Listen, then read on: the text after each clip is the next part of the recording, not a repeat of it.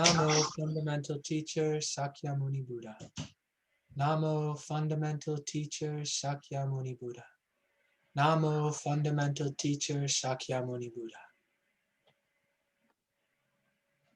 The unsurpassed, deep, profound, subtle, wonderful Dharma in 100,000 million eons is difficult to encounter. Now that I have come to receive and hold it within my sight and hearing, I vow to fathom the thus come one's true and actual meaning. That's right.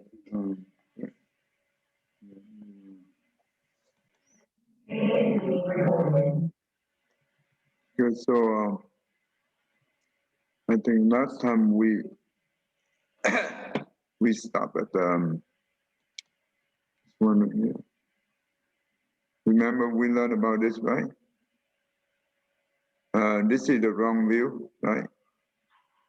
We learned about the wrong view, and we also learned about the right view, right?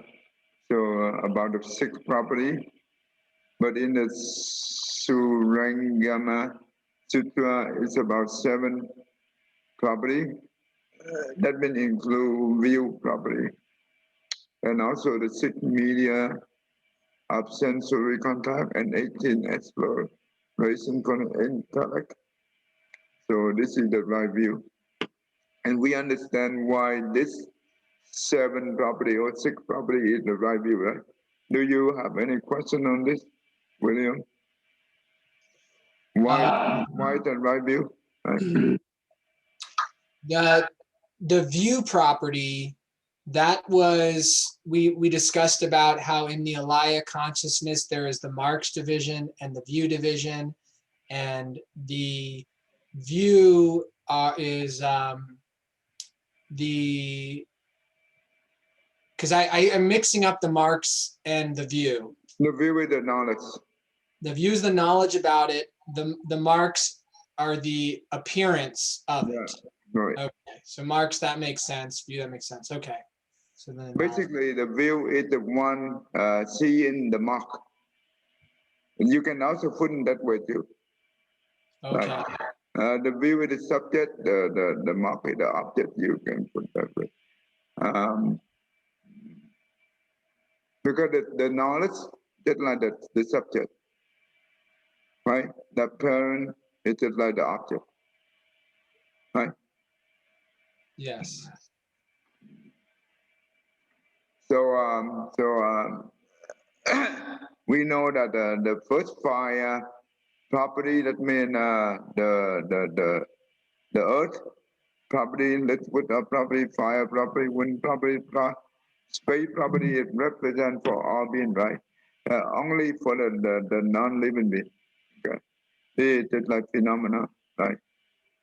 But when we need to have the living being, not only human, living being in general, we need to have the view and the consciousness property.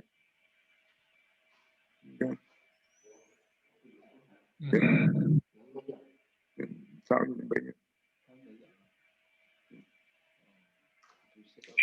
So these are, they're referred to as properties. Is that because it's like every, all phenomena arise from the Buddha nature. And so this is just a way to separate different aspects of those phenomena.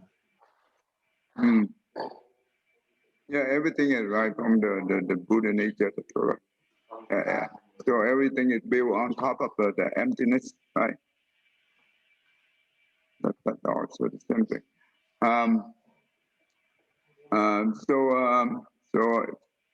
to become the living being, we need to include the view property and also the consciousness property. But the consciousness property is the one that continue on the from one line to the other, and that's right. That's important. Yeah. Tammy, you understand this, right? Tammy. Yes. Thank you. I have no question, Thai. You have no question? Go Wang Li, do you have any question for this? No question, Okay. Okay. All right. That's good. Now we go to, so basically that tells us that if we contemplate like that, that gives us the right view. Okay.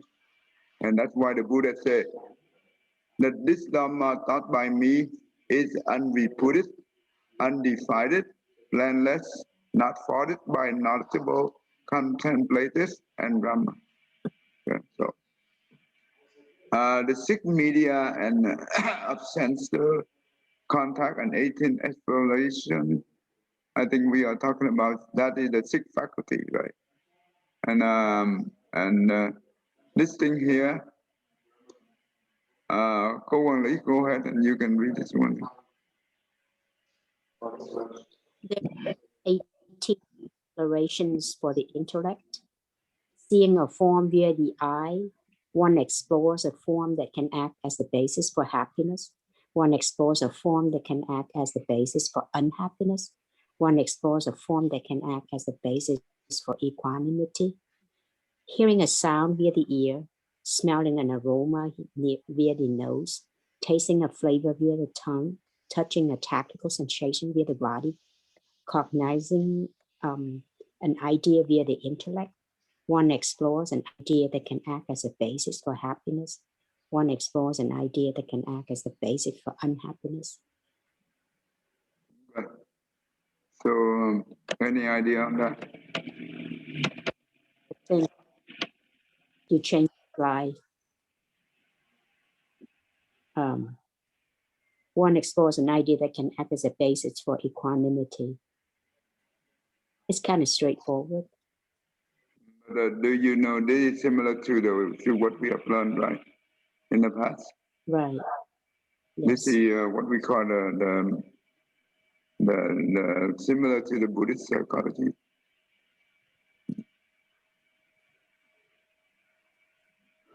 So in Buddhist psychology, what we have is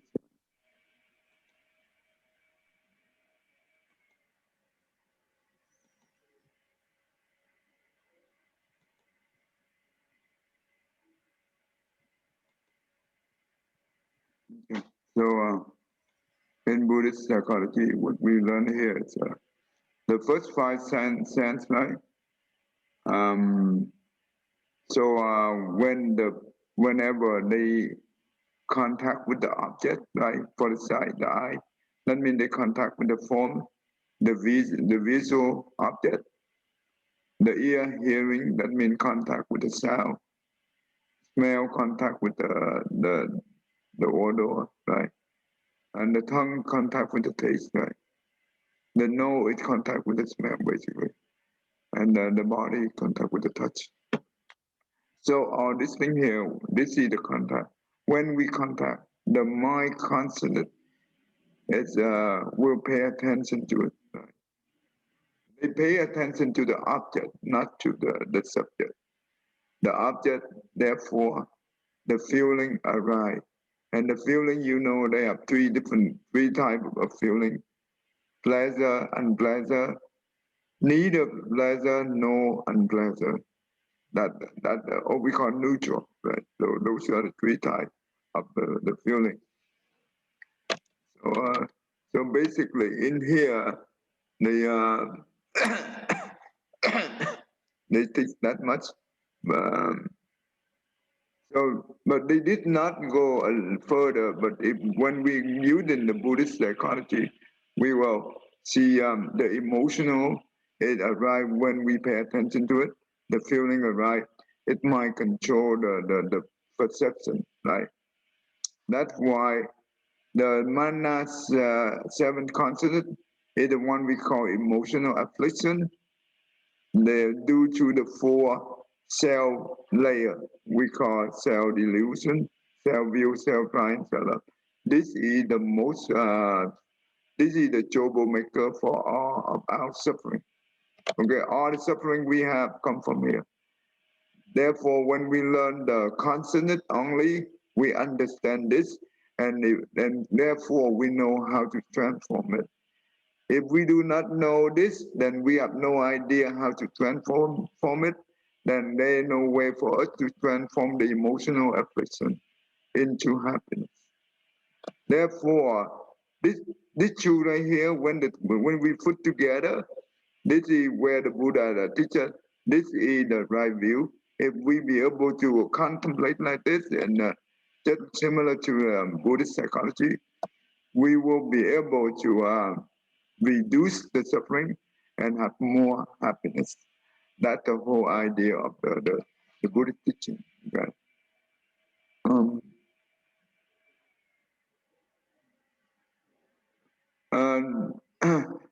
okay. So right, does it make sense to you, William? Right. Yes.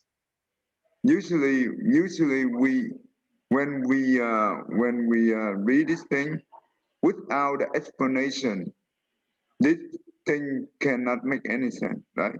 When we read only 6 properties or this thing, we have no idea what Buddha tried to say, right? But when we contemplate and we be able to understand, that's why right view and right contemplation give us the wisdom.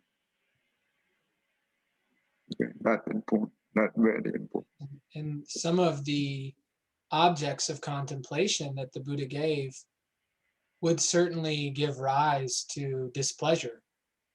So like contemplating death or various stages of death, contemplating like all of the kind of disgustingness within the body. So it's cool seeing it from this perspective of it's like a meta view on or categorization of the different contemplations that are recommended, because there are other contemplations that are really pleasurable, like contemplating on the heaven realms. And then there are also those neutral ones that we're taught, like on water or on the breath or on fire. The difference between the contemplation and when the people see it and they attach to it, those things is not called contemplation. The idea of the contemplation it gives us the wisdom. Okay. It gives us the true happiness instead of suffering. If any kind of contemplation go with attachment, then that is not truly contemplation. Does it make sense? Yes. Yeah. That there's the word contemplation is meaning more than just paying attention to something. Right. So when you practice any kind of mantra, you contemplate on the visual object or whatever, that help us to give us the concentration and the single-minded concentration. And that's how we focus and whatever. Those help us to have more peace and happiness instead of the other way around. Okay. All right. William, go ahead and read this one. There are these 4 noble truths. Sustained by clinging to the 6 properties, there is an alighting of an embryo. There being an alighting, there is name and form. From name and form as a requisite condition come the 6 sense media. From the 6 sense media as a requisite condition comes contact. From contact as a requisite condition comes feeling. To one experiencing feeling, I declare this is stress. I declare this is the origination of stress. I declare this is the cessation of stress. I declare this is the path of practice leading to the cessation of stress. And what is the noble truth of stress? Okay, stop right here. What do we understand from this? This is about the form of truth, right? So that the Buddha about to teach us. Okay. So what the Buddha tried to teach us here?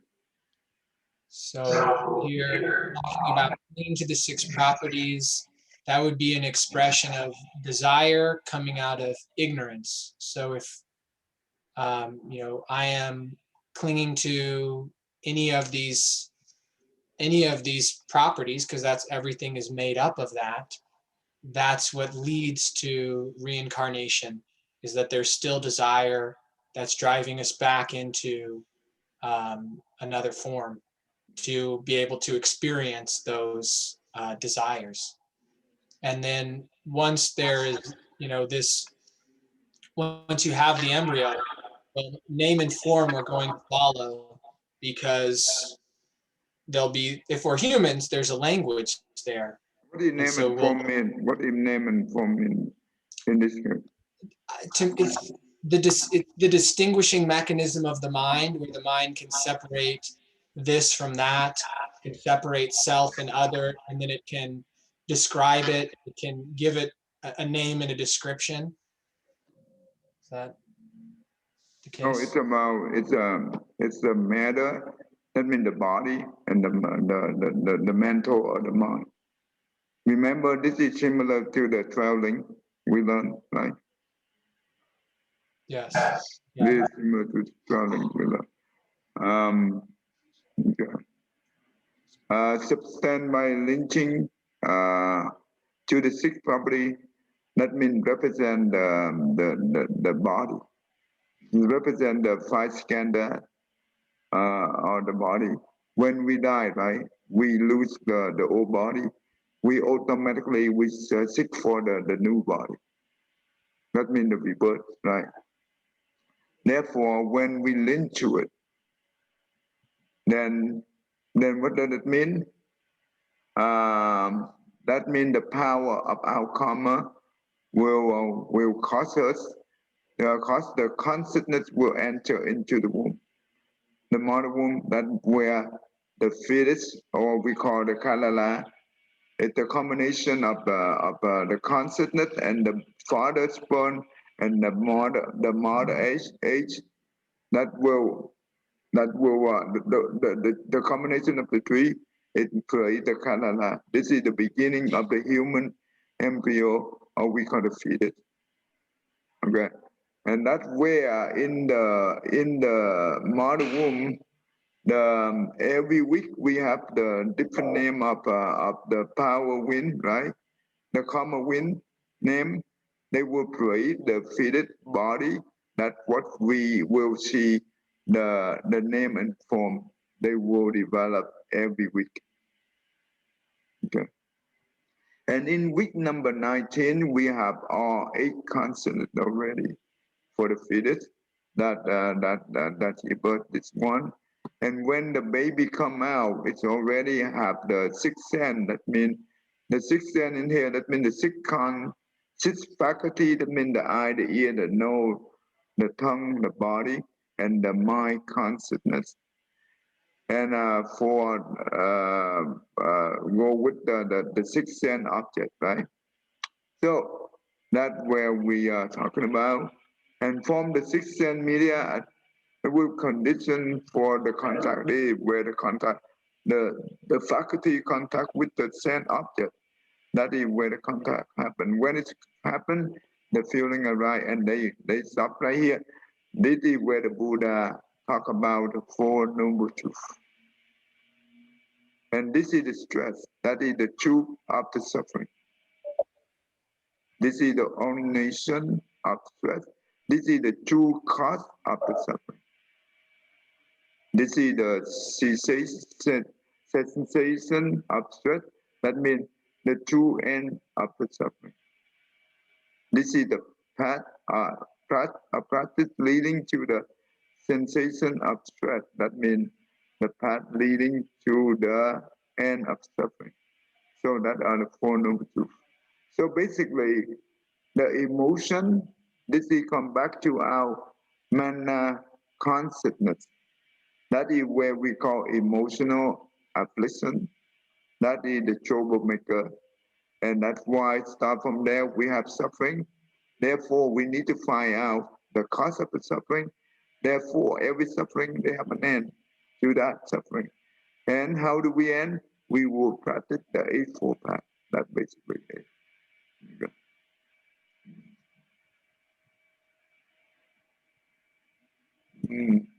Tell me, you want to read this? I have a question. Yeah.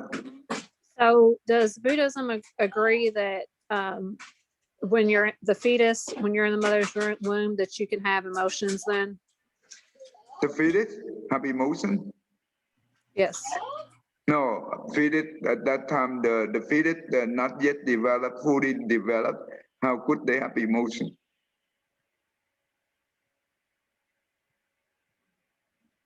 Does that make sense? Let me put it this way. The fetus on the week number 19, they just complete the 8 consonant, but the 6 consonant is also important. That means the mind consonant, they have what do we call the short-term memory, right? In order for emotion to exist, even though the 7 consonant, it represents the emotional affliction, but for that emotional to be exist, it have to be loaded into the short-term memory of the mind consonant. Therefore, we will see the form of the emotion. Does it make sense? That makes sense, but at what week does that happen?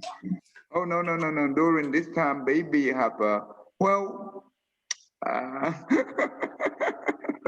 what we say the emotion happen.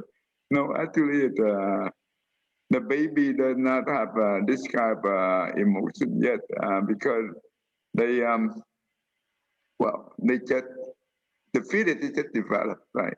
So even though the baby come out with the 9 months, right, and then they it's still not yet have that the memories of that sick constant is very little, right? So little. And I don't think that if this is for the doctor question, Dr. William. Uh, I don't know. I don't know that that's been established about emotional activity. I don't think the baby, even though when the baby come out, right? The baby does not know only when they are hungry, they just cry. That's all they do, right?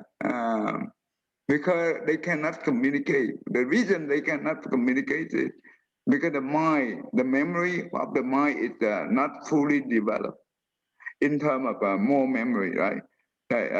But they, even though the data already in the storehouse, but they have to retreat it, and they have to get used to it to the way of education or to the way that they learn from others. They cannot automatically and pick it up and they be able to know. No, it doesn't work that way. It will take time. It will take time for the baby to have emotion. I don't know what. I don't think in the fetus, inside the mother womb, I don't think that will be the case. But when the baby come out, I don't know how long. Maybe 1 or 2 years old. I'm not too sure. That can be the question of the doctor.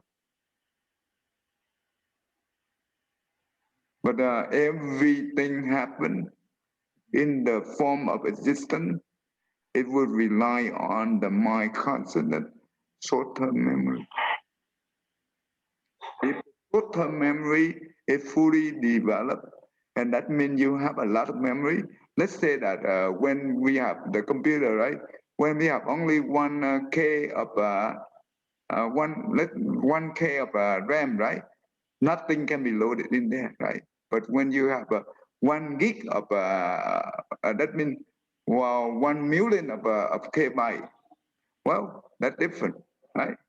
Or when you have 4 gig of RAM or 8 gig of RAM, that is different because you have more room to load the data. And that means you have more room for thinking, more room for visualization, more room for idea.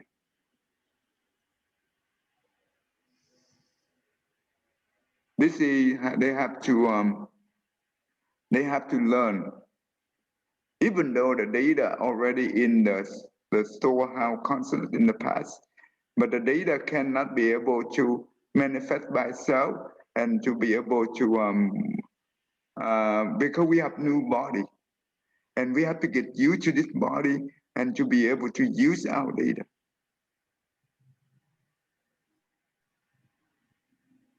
and we have to get used to it.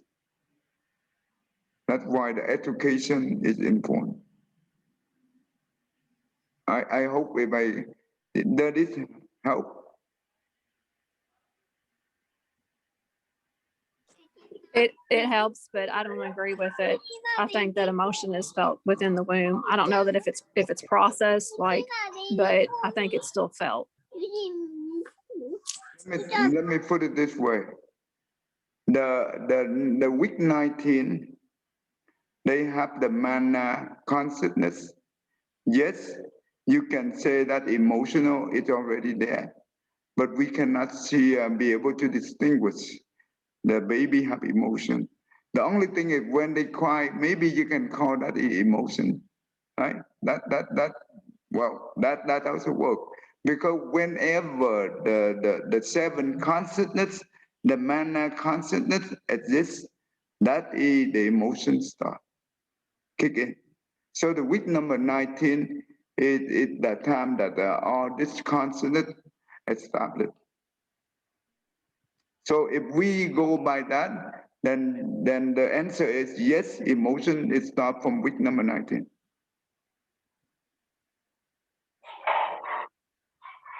Does it make sense? Yes. Good. But still we don't be able to tell, even though the medical term I don't know, they be able to distinguish all those things. But this is the Buddha said. That's why the emotional start when the mana consonant established. Okay. That is week number 19, basically. Okay. Okay, Tammy, go ahead and read the next one.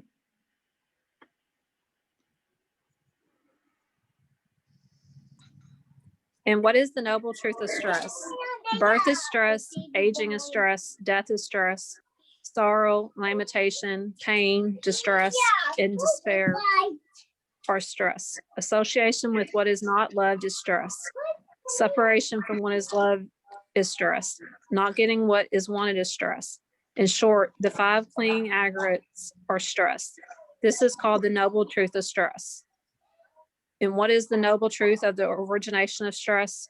From ignorance as a request condition come fabrications. Okay, before we go to that, what this right here? What this? Oh.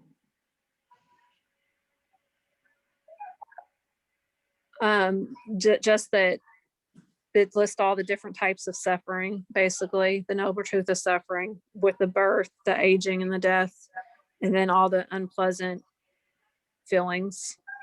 So physical and mental, right? Mm-hmm.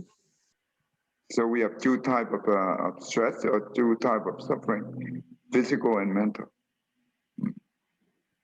And do you know what is the 5, in short, the 5 lynching aggregate stress? Do you know what that means? No. William, you should know this, right? The 5 aggregates. Yeah, it's yeah, I should know them. Form, feeling, thought, mental formations, and consciousness. Perception, when they call it perception.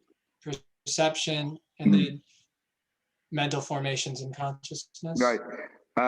So that represents for the body, human body, right? We have 5 layers. The form is the physical form, right?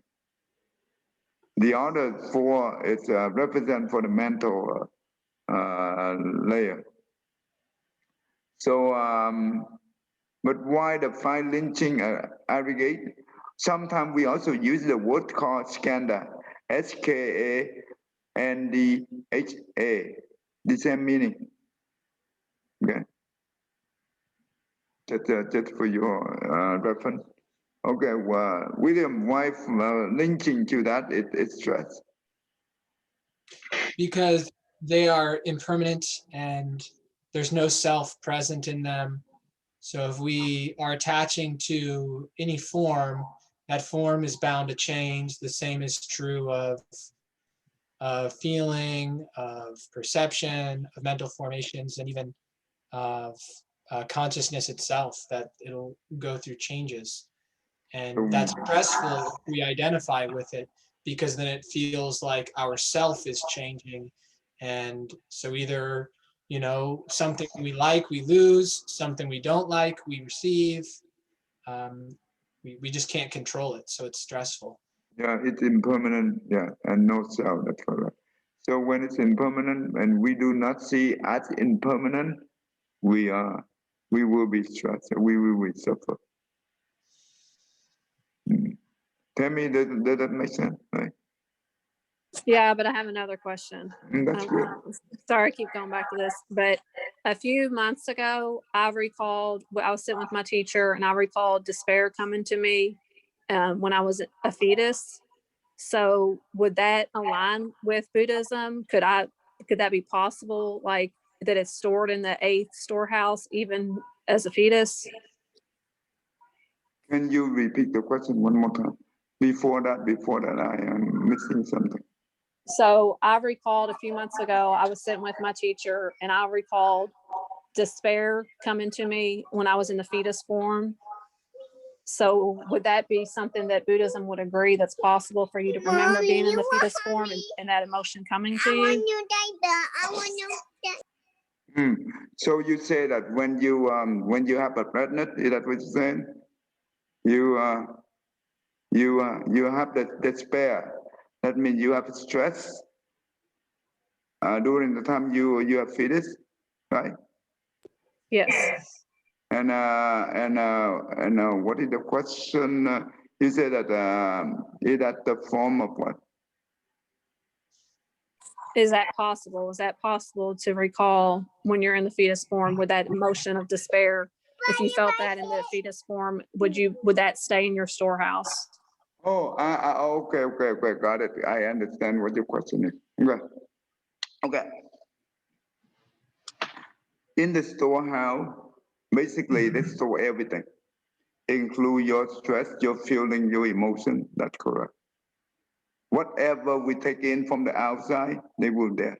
And they have all kind of different sheets, right? The greedy, hatred, ignorant, emotion, knowledge, experience, karma, we pray, whatever you name is there. And those things, it's there until we pay for it, then it will, that means we can be able to release that, or we can be able to transform it when we practice, right? Yes, it will carry from one life to the other. Depend on whatever is strongest, and that will go with it, okay? So when the baby in the form of the fetus inside the mother womb, the 8 consonant is the content in there. It will be the main thing driving the power of the karma, because the power of the karma also a part of the 8 consonants. And that's why the power of the karma create the fetus body, include the mental, right? And whatever we have, it will inherit. We inherit whatever we have in the past. Nothing lost in this universe, include emotion. Let it make sense. Yeah, that makes sense. But it sounded like earlier you were saying that like the mind's not fully developed, like the storehouse wouldn't be fully developed at that point. No. Storehouse, okay. No. The storehouse considered they no need for development. Okay, that's what I thought before. I just got a little confused there. Okay. And what about like feeling emotions from the mother? Because my son told me a while back, he said, since I was connected to your he called it a wire, but I'm sure he's talking about the umbilical cord. He said he could basically feel my emotions. Would you agree with that also? Look at this way. The reason is the child inside the mother womb. That is the connection we call the connection of the karma. Okay. The trial karma, the power of the karma of the trial, it will directly impact on the mother. The vice versa, the power of the mother karma is also directly impact on the child. Does that make sense? Yes. So you couldn't tell really if it's coming from the mother or from your storehouse itself. It could be either way. Yeah, that's correct. And also one thing that I want to make it clear, because you bring up this is a very good question. The eighth consonant, it's the first one enter the mother womb. There is no need for the development. But due to the content of the eighth consonant, that means the power of the karma come from the eighth consonant is the one to develop the fitted body. That's why in week number 19 we have all the seven consonant and plus the eighth consonant. That means the alaya consonant. It total 8 consonants. And that's why I say when I say not fully developed, I'm talking about the mind consonants. I'm talking about the short-term memory. I'm not talking about the 8 consonant, the alaya one.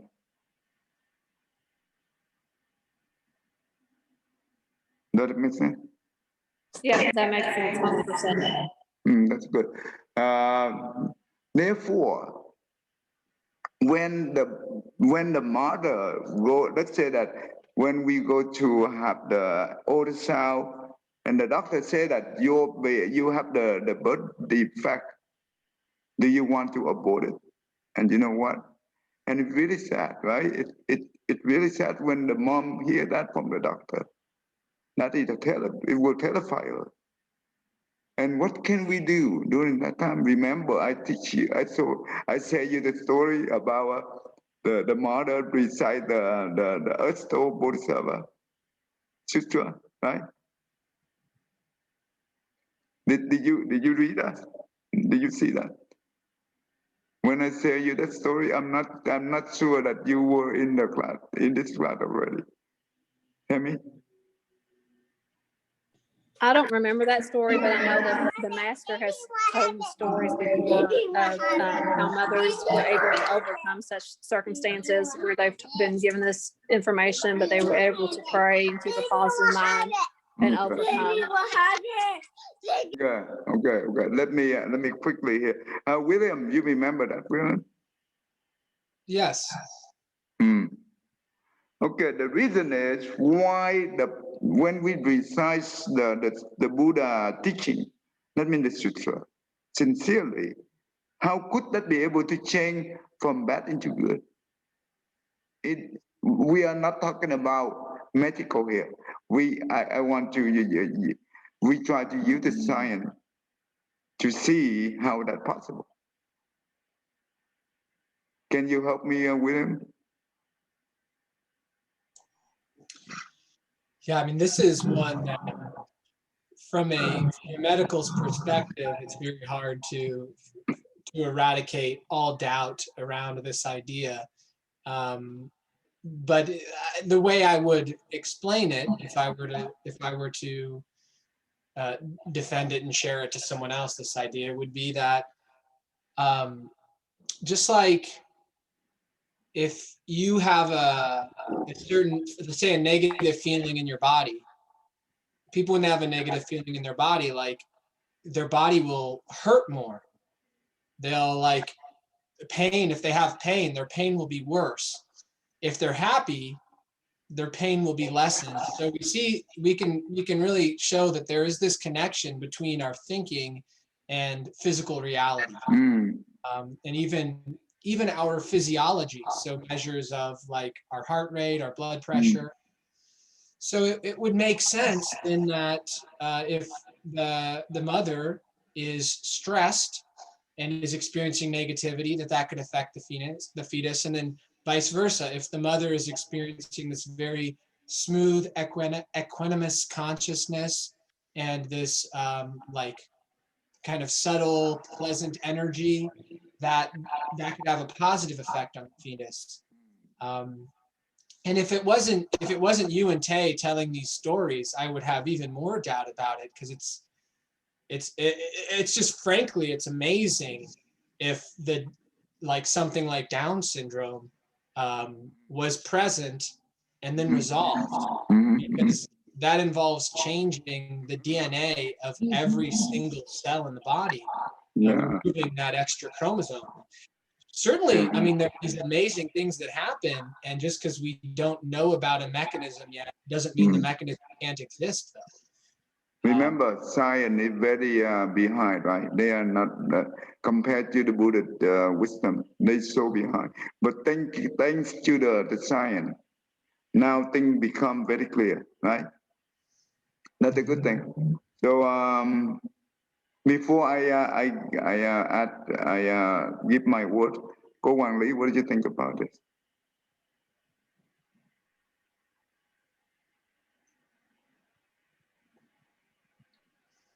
Hello? Are you there?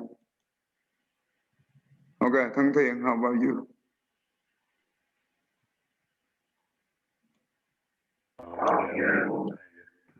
So what do I think about reading the sutra? The sutra to help the baby with defects. This is what you ask me, Ty. Yeah, when the mom have the defect, that means the fetus, right? Inside her womb, right?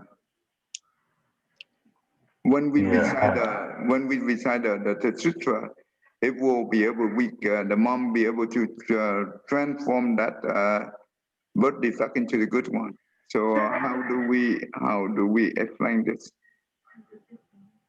I think it's better if you have a strong faith in the Buddha's teachings and you practice every day, and you'll be able to change the baby defect into the good ones if you have a strong faith and you keep doing it until you will know that the baby will turn out to the good ones if you have a strong faith. Okay. Okay. Ko Wang Li, are you there? No. I think it's it. All right. Let me. You remember the Dr. Emoto, right, William? Yes. Yeah. He do the water experiment. Tell me, you know that? Yes, the one with love. Yes. The one with the water experiment. He started the water experiment since 1995, right? Yeah, where the video where they show all the positive words and affirmations on the water. Yeah. And then the master said he also did this experiment with the children with rice. Right. And when they were negative words to the white rice, turned it, discolored it. Yeah. It's amazing, right? You see, our mind and our thinking and our mouth action, it have a direct effect on the object that we are dealing with. We using water is for easy to experiment, but this also mean that the mind and the mouth, it's when we use that against other people or whatever, when we focus on whatever the object, that is amazing. Inside our water, inside our body, it's 70% of the body is water, right? When we have the positive thinking, the water molecule is transformed into the beautiful crystal clear. It's beautiful. And you know what? Now science be able to accept it. And you know what? They have to accept it without explanation. Therefore, what does that mean? When we look at our body, the body have the water, right? And also the feet also have the water. So when we recite the good teaching, the love and kindness and compassion, we automatically transform those bad water into the good water. The good water represents the love and kindness and compassion. That's all. Therefore, the bad for the birth defect represent for the bad water. That means we don't have the good love and kindness, the positive thinking. Therefore, once you be able to transform our negative thinking into positive by reciting the sutra or the mantra as well, we be able to transform this, and everything could happen. Does it make sense, William? Yes. This is the direct. The mom have the direct impact on the child. When the child inside the mother womb, but when the child, when the mom give birth to the child outside, whatever she do at this time, do you think they have the same effect? No. No, they don't have the same effect. It's only a 30% instead of 100%. Because right now it's a physical entity, right? Mm-hmm. It's not inside. It's not a part of the mother. It's a different one. Does that make sense, then, Tammy? Yeah, that makes sense. I just wanted to throw out there that today is World Down Syndrome Awareness Day, because it's 321, the third cornerstone on the 21st strand. My sister-in-law, her two sisters were born with Down syndrome, so they're celebrating this day today. You're supposed to wear mismatched socks all day long, mismatched socks all day long to celebrate. Wow. But they have normal life, right? Do they? No, they're pretty well off, but they don't live a normal life. And I know it's been very hard on her. She's the oldest, and so her sisters are younger. So I know she's had a hard life, just as far as helping out, taking care of them. I'm sorry. So I hope this is all true, and I hope to kind of help pass along some of this information so that when and it probably makes it worse, honestly, when the doctor tells the mother that her child's going to have Down syndrome, because that's just going to put her into a negative spiral. Yeah, that's correct. So that's not helpful. Yep. But I don't know. You got to just keep it positive. But pregnancy is a difficult thing to begin with. Yeah, when the doctor, they have to use the scientific, right? And because of that, they do not have wisdom. They only have knowledge. Knowledge only represents the intelligence, but does not represent the wisdom. Therefore, they do not see this. And they have no idea how to advise the mom, right? Therefore, you see, when we don't have the good advice at the beginning, wow, that baby come out with the rest of their life like that. That's very, very stressful. But once we have the right advice for the mom, and you know what? Mom can change. And you know what? Both mom and the child will have a happy life for the rest of their life. It's amazing. Therefore, this thing here, we're talking about the right view.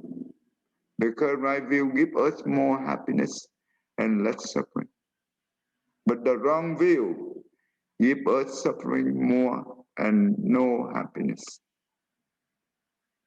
That's the difference between the wrong view and the right view.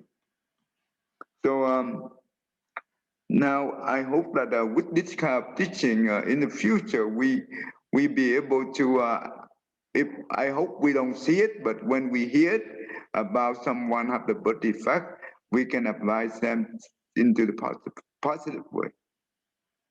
And that will help them, the mom and the child for the rest of their life. And you know what? Also help them to avoid the killing. That means by abortion. abortion is not a good thing. And I will, in this 12 link, dependent on nation, I will give the example of abortion throughout the 12 link. And you will see the retribution of that is unbelievable. And you will understand abortion is a very bad thing to do. Because we don't have the wisdom. Therefore, when we do things, we don't think about the consequence. But anyway, yep, it's not easy, but thanks to what we have learned now, we know a little bit about this, and that's a good thing. That's a good thing to learn. Yeah. From a kind of practical perspective, it's very common nowadays for women to use birth control. And one of the most common forms of birth control that women use is a copper IUD, because they're so inexpensive. It costs like 10 bucks, and they're inserted inside of the uterus. And the copper IUD keeps an embryo from implanting, but it won't keep the woman from ovulating. So a woman can ovulate and actually have an embryo fertilized, but it never is able to connect with the uterine lining and then build the placenta in order to keep growing. So it ends up dying in the early embryo stages. Whereas if a woman takes a hormonal birth control, then they won't even ovulate. They won't release an egg, and so that egg cannot become fertilized. So an embryo is never created. So from my view, it would seem to make sense that between those two choices, if someone was set that they need to be on birth control, it seems like the hormonal birth control would be superior from this perspective. Oh, okay. Thank you for your explanation. This is a good thing to distinguish the two. Wow. A lot of people, they do not know, right? Do they? I don't think they think about it. They don't think about it. Yeah, they don't, because the ordinary people like us, we don't even think about that. We just heard about the birth control, that's all. And I think it is the most common form of birth control in the world is the copper IUD. That means the first one you just told? Yeah, the one that allows conception, but allows fertilization, but doesn't allow implantation. Is that the only one that has that effect? Do the rest of them not allow you to the embryo to even exist? Right, yeah, except for Plan B. So, but usually people take that before they've actually, because it takes a few days after intercourse for the conception to occur. It takes like at least a day. Thanks for explaining that.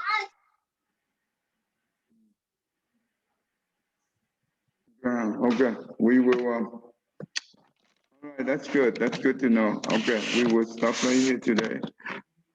Today, I am a little bit busy, so we'll skip the mantra for today. Okay. Oh, that's very good discussion today. Thank you. That's excellent. We will dig into it later on. Okay. John, go ahead and read this one. May every living being, all mine as one, radiant with light, share the fruits of peace for heart of goodness, newness, and birth. The people hear and see how hands and heart can find giving unity, may their minds awake to great compassion, wisdom to joy. May kindness find reward, may all who sorrow leave their grief and pain. May his balanced light break the darkness of the endless night, because our hearts are one, this world of pain turned to paradise. May all become compassionate and wise. May all become compassionate and wise. Good, thank you. All right, this is a good lesson today. All right. Thank you, everyone. Thank you, Kai. Thank you.